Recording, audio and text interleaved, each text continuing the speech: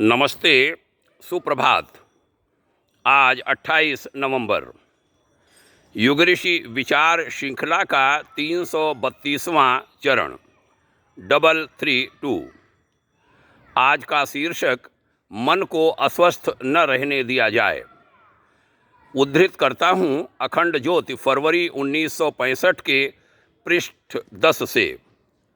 इस युग के महान लेखक, चिंतक, विचारक युग ऋषि, अखंड ज्योति के तब के लेखक एवं संपादक गुरुवर पंडित श्री राम शर्मा आचार्य ने कहा था, शुभ के चिंतन, मनन, अभ्यास से मन की अशुभ वृत्तियाँ और बुरे संस्कार क्षीण हो जाते हैं और एक दिन मन शुद्ध निर्मल बन जाता है। मन में शुद्ध भावनाओं को आप प्रोत्साहन दीजिए।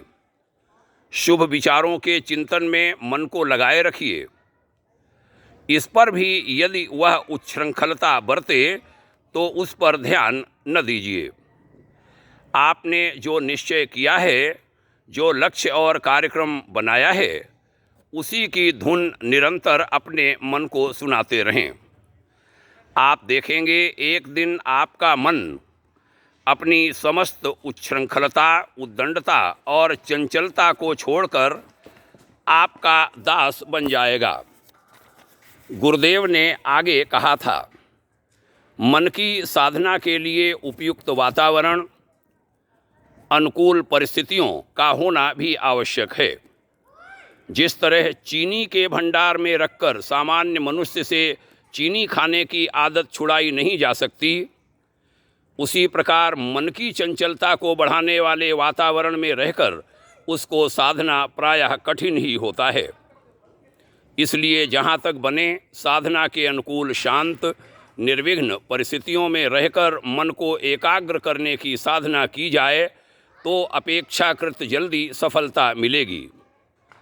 अंत में युग ऋषि ने लिखा था, अपने दैनिक जीवन क्रम में भी जहाँ तक बने स्थिरता, धैर्य और शांति के साथ काम लेना चाहिए, काम करना चाहिए। चंचलता, भागदौड़, अस्तव्यस्तता, आवेश और उद्वेग को तो जीवन में किसी भी स्थिति में, किसी भी शर्त पर स्थान नहीं देना चाहिए। इससे मन की शक्तियाँ नष्ट होती हैं। हम जो कुछ भी करें वह व्यवस्थित होकर करें, शांत होकर करें। मित्रों, बड़े कीमती हैं ये युग विचार। हमने देखा है इन विचारों की शक्ति के अभाव में अनेक लोग अशांत जीवन जीते हैं। वे परेशान होते हैं, यहाँ तक कि जीवन का नुकसान कर बैठते हैं, आत्महत्याएं तक कर बैठते हैं। इसलिए इन विचारों की महत्ता असीम है, अपार है। इन विचारों को समझें, महत्व दें, उन सबको भी पहुंचाएं जिनका आप भला चाहते हैं, मंगल चाहते हैं, जिनको आप अपना मानते हैं। यह एक बड़ी सेवा होगी। यह भी एक लोक साधना है, ईश्वर साधना है।